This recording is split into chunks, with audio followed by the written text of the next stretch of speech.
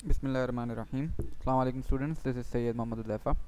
और हम लोग जो सवालात देख रहे हैं वो आपके statement of changes in equity के प्रैक्टिस हैंड आउट के तमाम क्वेश्चंस को इंशाल्लाह सॉल्व करेंगे हम।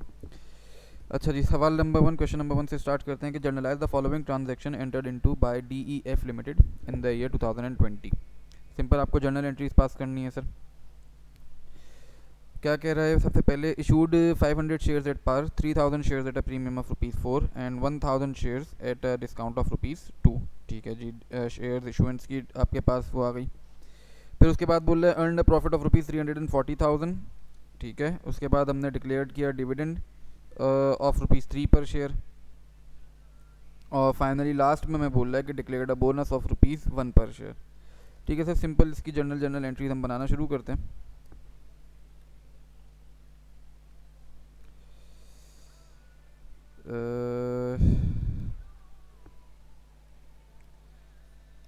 सर सबसे पहली एंट्री मैं अपना बना रहा हूँ, इशुएंस ऑफ शेयर्स की बनेगी। 5000 शेयर्स हमने पार पे इशू किए, तो सर कैश मैंने रिसीव किया होगा, शेयर कैपिटल मेरा बड़ा होगा। सर कितने से बड़ा होगा? सर 1000 शेयर्स 5000 शेयर्स हमने इशू किए, पार पे किए, तो मतलब सर ₹10। तो इस हिसाब से मेरी एंट्री बनेगी 50,000 से। तो 50,000 का कैश मैंने रिसीव कर लिया और 50,000 से ही मेरा शेयर कैपिटल इंक्रीज हो गया। ठीक है सर, दूसरे इशुएंस पे जब मैं गया तो उसमें बोल रहा है कि 3000 शेयर्स हमने इशू किए हैं एट अ प्रीमियम ऑफ ₹4। तो सर एंट्री में क्या चेंज होगा ऊपर वाली से? सर चेंज सिर्फ और सिर्फ ये होगा कि इस मरतबा कैश हम रिसीव करेंगे और साथ ही साथ एक शेयर प्रीमियम का अकाउंट भी क्रिएट करेंगे। शेयर प्रीमियम भी आएगा, साथ ही साथ शेयर कैपिटल भी आ जाएगा। सर फिगर्स कैसे आ रही होंगी? शेयर प्रीमियम के लिए 3000 हमने शेयर्स इशू किए हैं, मल्टीप्लाइड बाय 4। सर ₹4 का प्रीमियम था। और शेयर कैपिटल की अगर मैं बात करूं तो सर 3000 शेयर्स थे, मल्टीप्लाई बाय पार वैल्यू पे हमेशा कैपिटल इशू होता है, तो मल्टीप्लाइड बाय 10 हो जाएगा। ठीक है जी, तो मेरे पास फिगर्स आती हैं 30,000 और 30,000 इंटू 4 विल बी 12,000। इनको अगर मैं सम कर लूँ तो मेरे पास फिगर बनती है 42,000 की टोटल, यानी 42,000 का कैश मैंने रिसीव किया सेकंड इशुएंस पे। अच्छा, थर्ड इशुएंस पे जब मैं जाता हूँ तो थर्ड इशुएंस के बारे में क्या बोल रहा है कि 1000 share eight a discount of ₹2। तो सर इस मरतबा की एंट्री क्या होगी कि कैश डेबिट करूँगा, शेयर कैपिटल तो क्रेडिट होगा। लेकिन सर इस मरतबा प्रीमियम नहीं है, प्रीमियम की जगह डिस्काउंट आ गया, तो डिस्काउंट का बैलेंस सर डेबिट साइड की तरफ आ जाएगा। सर ₹2 के डिस्काउंट के ऊपर अगर हमने इशू करें 1000 शेयर्स तो 1000 मल्टीप्लाइड बाय 2। ठीक है जी, 1000 multiplied by 10 for share capital. तो 1000 इंटू 2 मेरे पास बनते हैं सर 2000, 1000 इंटू 10 सर मेरे पास बनते हैं 10,000। सर दोनों को नेट ऑफ कर लूँ तो मेरे पास कैश का बैलेंस भी आ जाता है 8000 का। ठीक है जी, ये मेरी एंट्री हो गई इशुएंस ऑफ शेयर्स की। नेक्स्ट क्या किया sir? Earn profit of ₹340,000। Simple सी एक एंट्री सर, प्रॉफिट कमाया मतलब P&L अकाउंट बनाया होगा, उसमें मैंने एक प्रॉफिट आया होगा मेरे पास। अब एंट्री में बोलना क्या करना है मुझे, उस प्रॉफिट को ट्रांसफ़र कर देना है रिटेन अर्निंग में। तो रिटेन अर्निंग्स को मैं क्रेडिट करूँगा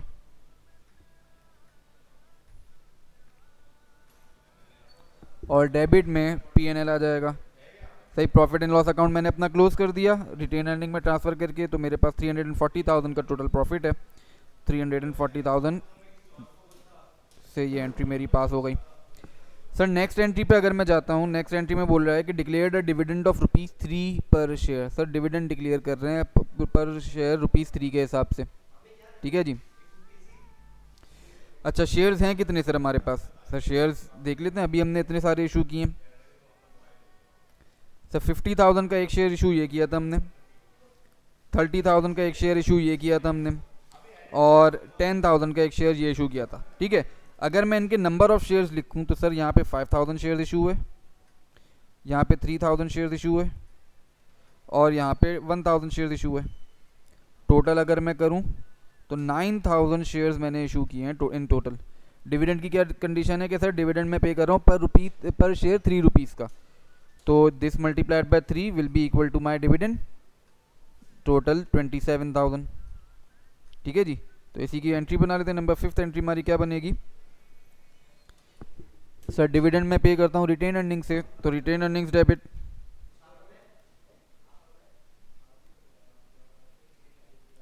रिटेन अर्निंग्स डेबिट हो जाएगा, और डिविडेंड पेएबल क्रेडिट, कितने से सर? 27,000 से। ठीक है जी। इसी तरीके से नंबर 6 एंट्री के पास जब मैं आता हूँ तो बोल रहा है कि declared a bonus dividend. Bonus dividend हमने पे किया है सर 9,000 ही शेयर्स थे। अगर इसी 9,000 को मैं मल्टीप्लाई कर दूँ 1 से, तो पर बोनस शेयर्स की फिगर भी मेरे पास आ जाएगी कितने की सर? 9,000 की। इसी से मेरी नेक्स्ट एंट्री भी पास होगी सर, रिटेन अर्निंग्स मेरा डेबिट हो जाएगा।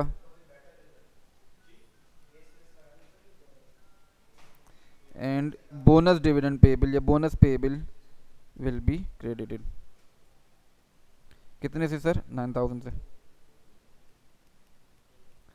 ठीक है जी सर, बिल्कुल बेसिक सा एक सवाल था ये आपके सामने, अपना अकाउंटिंग की बेसिक्स हमने डिस्कस किए हैं। इसी तरीके से अब अगले सवाल पे चलते हैं, उसमें देखते हैं क्या करना है।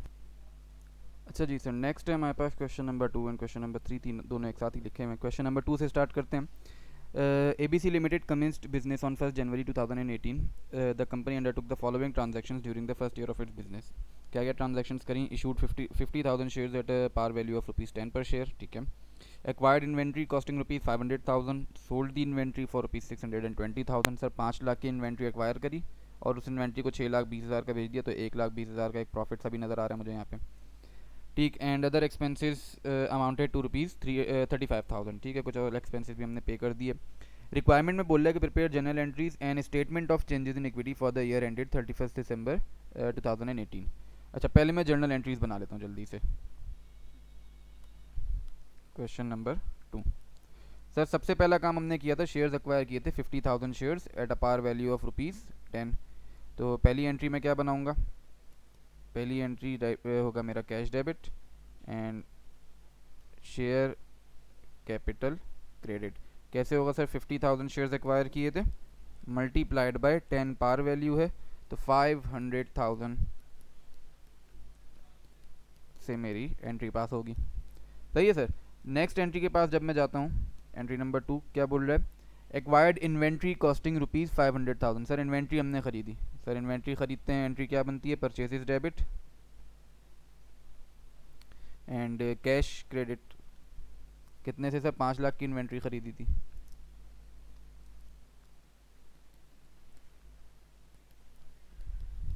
सिमिलरली सर नेक्स्ट एंट्री के पास गया मैं, सोल्ड दी इन्वेंट्री फॉर ₹620,000, तो अगली एंट्री में सेल्स की बना रहा हूँ। Third entry will be cash debit and sales credit 620,000 से।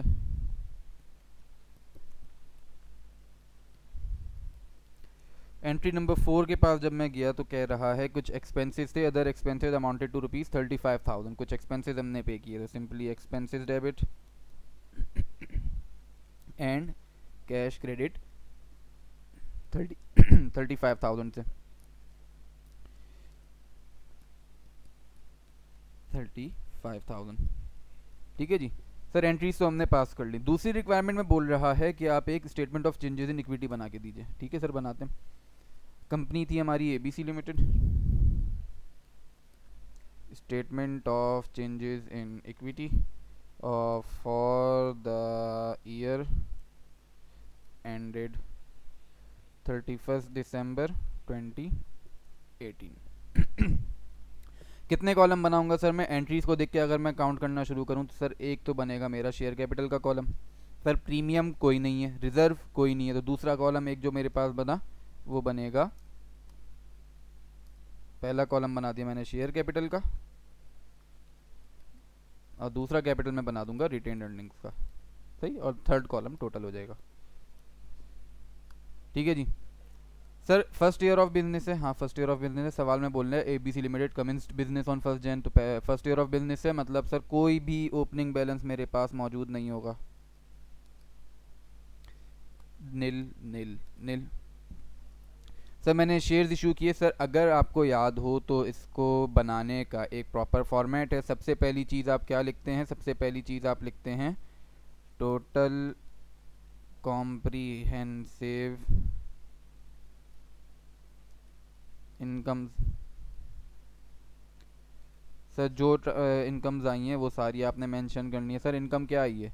सर एक प्रॉफिट कमाया है हमने अपने बिजनेस के थ्रू। कैसे कमाया अभी देखते हैं, एक छोटी सी वर्किंग बना लेते हैं। सर मैंने सेल्स करी हैं 620,000 की, ठीक है जी।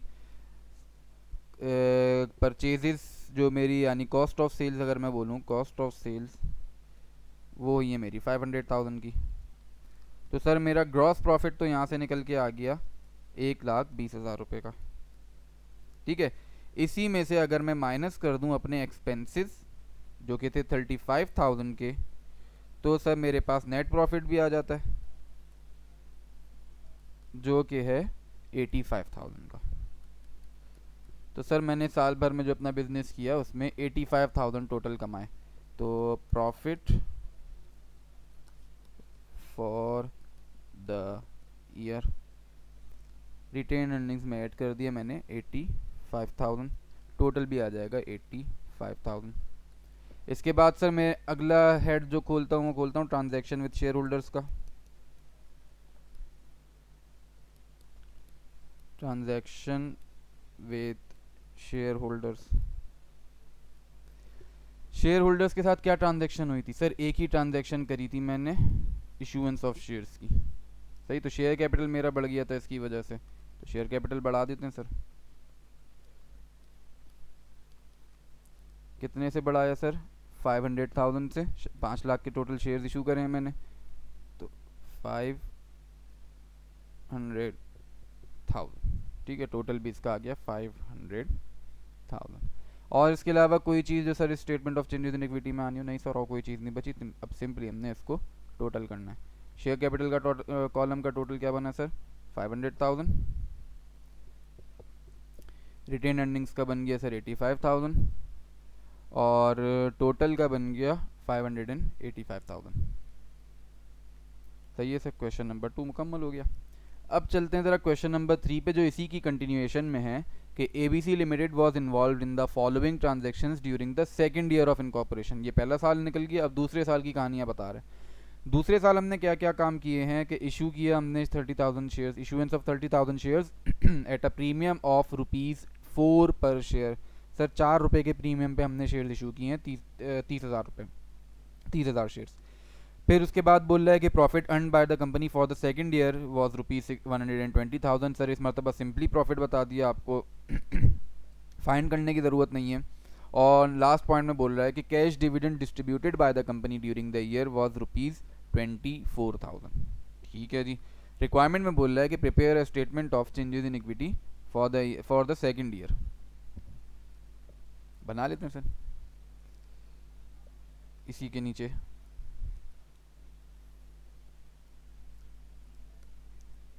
क्वेश्चन नंबर 3, सर एक statement of changes in equity बनानी है ABC लिमिटेड के लिए। Statement of changes in equity और फॉर द ईयर एंडेड 31 दिसंबर 2019। इस मरतबा 2018 के लिए पिछली मरतबा बना ली थी, इस मरतबा हम बनाएंगे 2019 के लिए। सर अब कौन कौन से कॉलम्स आएंगे मेरे पास? 2 कॉलम्स तो पिछले चलते हुए आएंगे, शेयर कैपिटल और रिटेन अर्निंग्स। एक कॉलम का सर और इजाफा होगा शेयर प्रीमियम। शेयर प्रीमियम का इजाफा क्यों हुआ सर? सवाल में बोला है कि हमने जो अपने शेयर्स हैं वो इशू किए हैं प्रीमियम के ऊपर, ₹4 के प्रीमियम के ऊपर शेयर्स इशू किए, ये रहा। ठीक, तो मुझे शेयर प्रीमियम भी इनकॉर्पोरेट करना होगा। अच्छा सर अब क्या करें?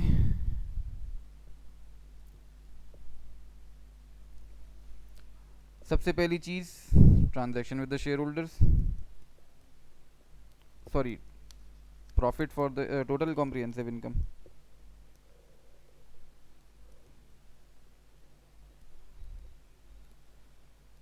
टोटल कॉम्प्रिहेंसिव इनकम में सर मुझे बताया है उसने प्रॉफिट कितना कमाया। प्रॉफिट हमने कमाया 1,20,000 रुपये का, तो 120,000 मैंने रिटेन अर्निंग से कॉलम में ऐड कर दिए। नेक्स्ट स्टार्ट हुआ मेरे पास ट्रांजैक्शन विथ शेयर होल्डर्स।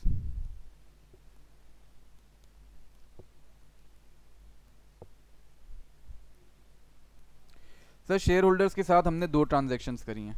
कौन कौन सी? पहली ट्रांजैक्शन हमने करी इशुएंस ऑफ 30,000 शेयर्स की, और एक ट्रांजैक्शन हमने करी cash dividend distributed by the company during the year was ₹24,000।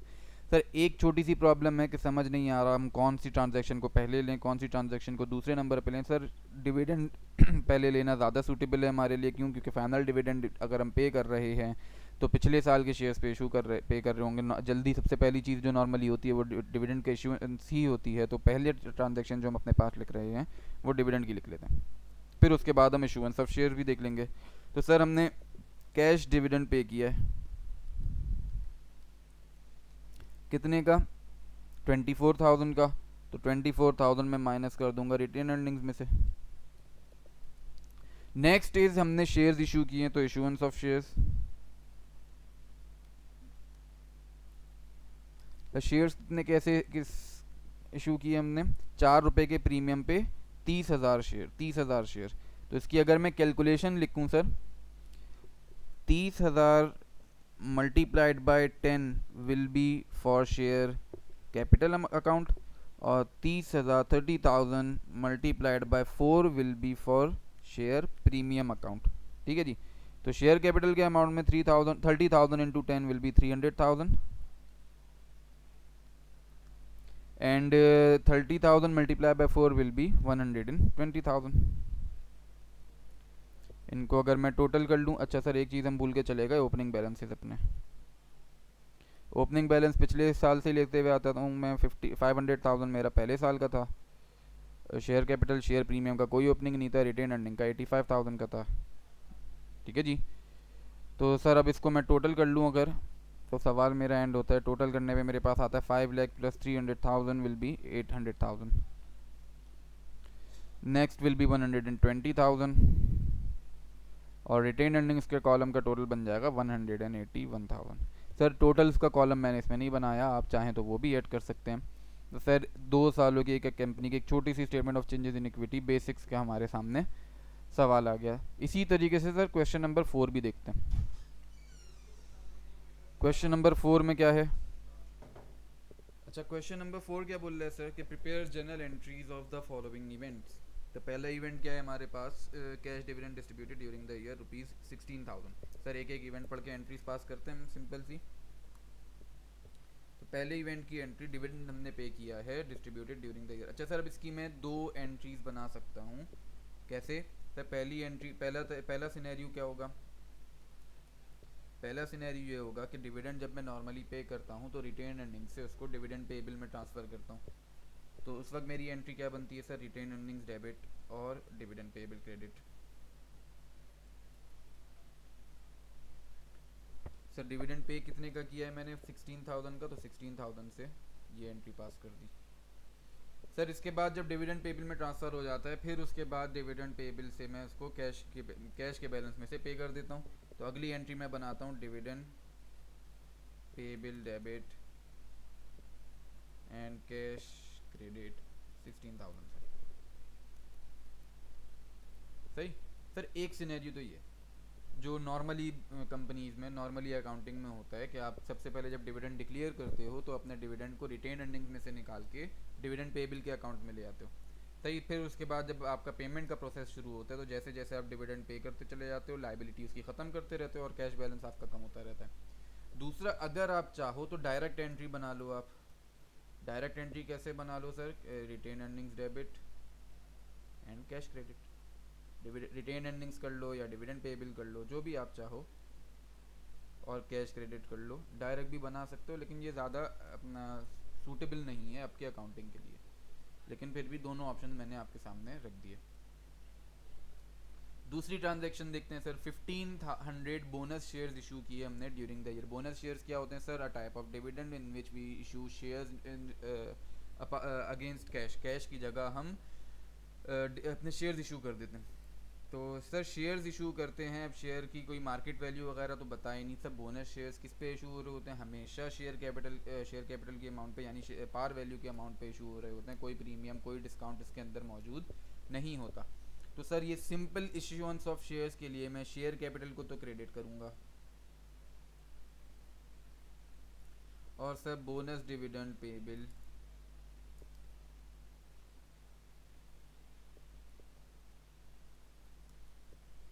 Credit हो जाएगा। अच्छा सर, यहाँ पे भी मेरे पास ऑप्शन था वही ऊपर वाली एंट्री का कि पहले मैं रिटेन अर्निंग्स में से निकाल के बोनस डिविडेंड पेबल में लाता, फिर बोनस डिविडेंड पेबल से निकाल के शेयर कैपिटल में लाता। वही कहानी होती यहाँ पे भी। तो मैं चाहूँ तो इसको दो एंट्रीज में ब्रेक कर दूँ, चाहूँ तो एक एंट्री में ही रखूँ। अच्छा, एंट्री पास कितने से होगी सर? 1500 शेयर्स इशू किए हैं मैंने, मल्टीप्लाई कर दूंगा इसको पार वैल्यू से जो कि 10 है, तो 15,000 शेयर्स मैंने इशू किए। 15,000 से मेरा शेयर कैपिटल इंक्रीज हो गया। इसी तरीके से सर चलते हैं एंट्री नंबर 3 पे। एंट्री नंबर 3 में क्या बोल रहा है? The company created a fund for capital expenditure during the year and transferred ₹6,000 from retained earnings. अच्छा जी, मैं बनाता हूँ इसको ज़रा। ये अगर लेट से मेरा रिजर्व का अकाउंट है, ठीक है, ये मेरा रिटेन अर्निंग्स का अकाउंट है सर। इस अकाउंट में से निकाल के 6,000 रुपीज़ यहाँ पे चलेगा सर। दोनों इक्विटी अकाउंट्स हैं मेरे, तो सिंपल सी एंट्री क्या बनेगी सर मेरी? Capital expenditure reserve, sorry retain earnings को मैं डेबिट कर दूंगा और कैपिटल एक्सपेंडिचर रिजर्व क्रेडिट कर दूंगा मैं 6,000 रुपीज़ से। और ये मेरी तीसरी ट्रांजैक्शन गिनता हूँ। अच्छा जी, इसी तरीके से सर अब हम चलते हैं अपने अगले सवाल के पास, क्वेश्चन नंबर 5।